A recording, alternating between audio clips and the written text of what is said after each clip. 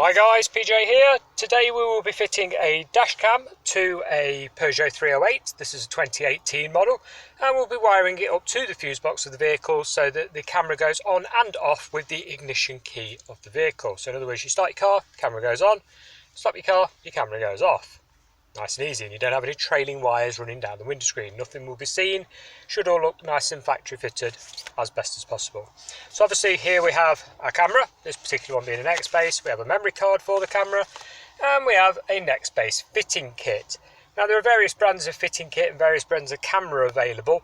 Fitting kits though, no matter what brand you can get them on Amazon, eBay, some of the car shops, etc. And they come with everything you need to fit it to the vehicle. Tools wise, we're going to be using a pair of long nose pliers, normally for pulling the fuses out of the fuse box. It's easier than using the little plastic thing that comes with the fuse box. Some side snips, 3 cable ties, a plastic leverage tool. This one's made by Peugeot, and these are ideal for not damaging the trim of your car. You don't want to be levering at anything with a metal blade screwdriver, you would actually damage it. These pry tools are available again, Amazon and eBay, that type of place, for about £1, well worth investing in. If you haven't got one or you can't find one, find some other plastic device, don't use a metal one, okay? And last but not least, some electrical tape, very nice and handy just for tidying things up. Okay, so before we start the actual installation, I must point out to you that I am not held responsible or liable in any way for any injury to yourself or damage to your vehicle by following this guide. If you're uncertain at all, please seek professional advice, get it fitted by somebody who knows what they're doing in the trade. They will be insured to do the job in case they do damage your vehicle, etc. Okay, so onwards with this. Let's unbox the kit, see what we get in there. So, on the Peugeot 308, this is what comes in the kit that you will need. You have a replacement power cable for your camera, which has got a mini USB there on the end of it, ready to plug into your camera. On the other end of the cable is a plus and minus, obviously a little black wire there with a tab on it for earthing. Okay, put that under a chassis earth bolt, etc. We will show you how to do that shortly. And also a power cable for your fuse box feed. You also get a little ferrite filter. Now what this does is actually you wrap the cable around it as near to the USB plug as possible. It opens up, it's got 2 little tabs, you just pop them open and you quite literally open it, put the cable through it, wrap it underneath it, and out again. I'll show you that when it's done so you can see what I'm on about. It's simple, but sometimes it looks complicated. This is to stop interference with radio signals, especially DAB. Okay, so a lot of cameras will interfere with DAB radios. This is to try and help that. So you must put this on as near as possible. Give it an inch or so from the end. We'll do that shortly. The kit also contains 2 fuse spurs. Okay, these are a little bit like your sort of main sockets at home where you split one plug into 4 sockets. These split 1 fuse holder into 2. Okay, we won't be using this larger one on the Peugeot. We'll be using a mini blade fuse. These larger ones are fitted to a lot of older vehicles, commercial vehicles, etc. Not relevant for this car, so that can go. This is the one we'll be using. It's a mini blade fuse. It's already got 1 fuse in it. This runs the camera. Okay, that's normally a 3 amp. The cameras only take very, very low amounts of voltage, so 3 amps ample. The other slot that you've got there, that is for the fuse you remove from the fuse box. Okay, so you take your fuse out your fuse box and pop it in there, sort of doubles up the socket. And then this, looking like a fuse, plugs in where the fuse came from. Okay, so you're going to be using an accessory fuse. In other words, nothing to do with airbags or power steering or ABS or anything like that critical system. It's got to be an auxiliary fuse, and we'll be testing with the ignition on and off and showing you how to do that to figure out which fuse you're going to use. The other end of this has got a bullet connector on, and basically it just plugs onto the red cable here, nice and simple. So first things first, let's put your DAB filter on, your ferrite filter. So here it is with the ferrite filter opened. I know somebody's going to call me up and say, you call it a ferrite filter. It's not a ferrite filter. Ferrite is a little furry creature. Well, there you go. Here's your ferrite filter opened up. It just pops open. Run your cable through it, loop it round and back out again, like so. And that's it, locked up. So your cable goes through the middle, loop it round, back out again. Leave between ½ inch and 1 inch for you to be able to angle it, because obviously when it's in the headlining you're going to want to angle it like so. The next thing you want to do is get your cable ties that we mentioned earlier on. If you haven't got cable ties, you could probably use something else, some tape, etc. And all this is for, through years of fitting these things, if you just shove the cable up behind your headlining, as soon as you hit a pothole, it's probably going to fall down in front of your view and get in the way. You know, there's nothing to secure it. So what we do is put these round to help bulk the cable, to make it actually a bit thicker, so it actually has something to hold it up in the headlining. So, spaced apart, yeah, just measure the length of the cable up at the top of the window screen, wrap your cable tie around it, trim the end off, and then you notice there's normally a sharp edge on them, yeah? This is where the electrical tape comes in. Wrap a bit of tape round it just to take that sharp edge off, because most of your headlinings are made of like a fibre material. Over the years, you don't know if it's going to rub and make a mess of the inside of your headlining, so it's just a precaution. You don't have to do it, but it's something I do. Once you've done that, you're free to start tucking these up above the headlining. Okay, so we've left ourselves a bit of cable there, started tucking it up. Normally all you need is your fingers just underneath it. Don't go at it like a bull in a china shop. It is quite fragile stuff. Like I say, it's a fibre cardboard type substance and it is quite weak. So just ease it, yeah, nothing major. And pop them all along it. You want to sort of come out near your screen pillar, sort of here, yeah? And then we're going to go across and under the top of the screen pillar here. Now I will stress, don't go too low, because I do have the odd comment saying, well, what about the airbag? Obviously, if you've deployed your airbag, you're in a bit of a problem anyway, but yeah, don't go down here and go over your airbag. Stay at the top, yeah? So we're going to pop it down and under here by levering this corner here. I'll show you. So with the door open, sorry about the background noise, guys, we've got a lot of construction going on here at the moment. Put your fingers under the rubber seal, yeah? Make sure your hands are clean, because if your car's like this, it's beige, you're gonna get a load of dirt all over it.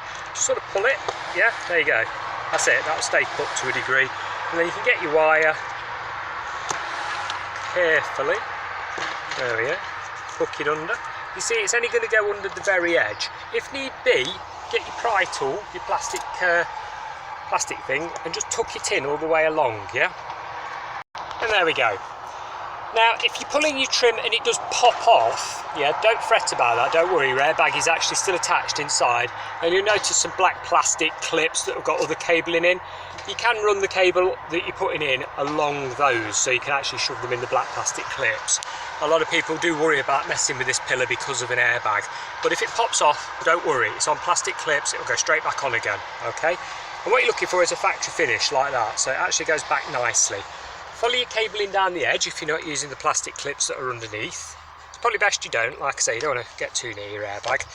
And then push it all the way in until you get to this panel here, which we are going to remove. So get your plastic pry tool that you've got, and I've had to do this using both hands, so I've already started it. Normally pop it down the top and lever it open. There you go, there's your tabs that hold it in place. Now it's still got the airbag cable attached to it. Leave that, don't unplug it, because if you unplug it and then accidentally switch the ignition on, you're going to get a warning light come on and you need the dealer to reset it for you. So leave it attached, don't shut your door obviously because you'll crush it. Just leave it dangling, it's doing fine.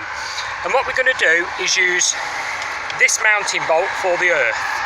See that one there? That's going to be your earthing point. So go ahead and remove your earthing bolt. I've decided to use the lower one, it gave me a little bit better clearance to get to rather than the top one there. No odds, either will do. So undo your 13mm bolt, completely take that out.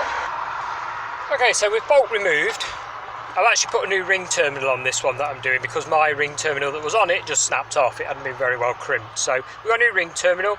Put a washer underneath it there, as you can see, because I'm using an entire ring one rather than a little push sleeve, just so it sits nicely when it goes back in. It's a nice secure connection. You may want to do that yourself. The original little U-shaped ones that are on the end of these wires are really feeble, and when you bolt something like this in, it could well snap off. So good little tip, washer, full ring terminal, you know, see for yourself. You might be happy with the one that it comes with. Anyway, go ahead and put your bolt back in the dashboard now. Earth bolt now reattached. Tidy up the rest of your excess cabling, yeah, put it in a neat bundle so it can be tucked out of the way. Next up, you come into the fuse box. Maybe the daunting bit for you, it's not actually a big deal, so easy enough. On these cars, it's behind the glove box lid, so open your glove box, pull, quite stiff. This car's actually brand spanking new, so all the clips are very tight on it. Now your glove box hides the cover, like I say, and inside the cover is this mess. Peugeots and Citroens are a bit of a nightmare for getting to the fuse box because their wiring is such a complete disaster behind here. Now most cars you can see the fuses on these, well, as you can see it's tricky, which is why we leave the side cover off here to get a bit of daylight in. You may well need a torch, to be honest with you, to actually even get to it, but the fuses are there. See them? They go all the way up and round. Quite tricky to get to, quite tricky to test. I will get a torch so it can illuminate it better for you. Okay, I've moved the clip out of the way, I've moved the top clip out of the way here, and I've got your light on. So there's your rows of fuses. Normally on these vehicles there's a 5 amp that goes on and off with the ignition, that's an accessory fuse. That is what I'm going to be aiming for with this one. So feed your power cable through, from the side, all the way through, pop it out here ready. Right, so to test your fuses, you're either going to need a multimeter, yeah, or one of them little screwdrivers with the bulb in the end that lights up when you touch something. With the ignition off, okay, you're going to start checking your accessory position fuses, which you can identify using your owner's handbook. Now bear in mind, depending on spec and year of your car, your fuse box configuration could be different to this one that I'm working on, okay? So look in your handbook, you want something like a radio fuse or straight lighter fuse, some sort of accessory position fuse. Now, 2 types of fuse are fitted on these mini blades. If you've got these, you're laughing. You can leave them in place, touch your probe on the shiny end piece here with the ignition off, it should read 0, yeah? Put the ignition on, touch the end on it again, you're looking at sort of 12.5 volts, yeah? So if your screwdriver illuminates once your ignition on, you know that that fuse is live. Turn your ignition off, your little screwdriver should de-illuminate, okay? If you've got capped fuses like this one, these are a bit of a pain in the neck, because obviously you've got to pull it slightly forward and touch the blade itself. Quite hard to get to in these recessed fuse boxes, okay? So persevere with that one. On this particular car, like I say, this is a 2018 one, it's got quite a lot of options. You see 2 banks of fuses there, yeah? One on the left, one on the right. On the right there's a bright yellow fuse, a 20 amp, then a 5 amp, and then a gap. That gap is where I've removed an ignition switched accessory circuit fuse from. That is where I'm going to plug in my fuse spur for a sourced ignition for this camera. Okay, yours may vary, bear that in mind. Do test. And there we are, there's our fuse spur plugged in, just there, look. Doubled up, so I've put the original fuse from the fuse box in it and shoved it in. Tidy up the rest of the cabling.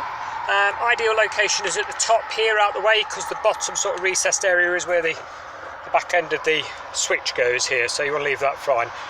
Clip everything back in, put your cover back on, and then we'll test the camera. So with the camera in position now, ready to go, moment of truth, pop the ignition on and see if it powers up. And hey presto, yes it does.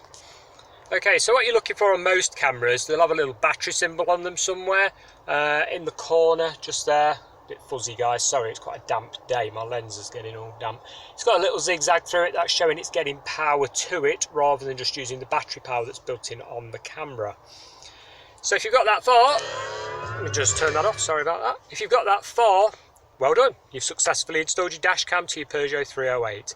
If you've got any questions, pop them in the comments below, and thanks a lot for watching. Bye for now.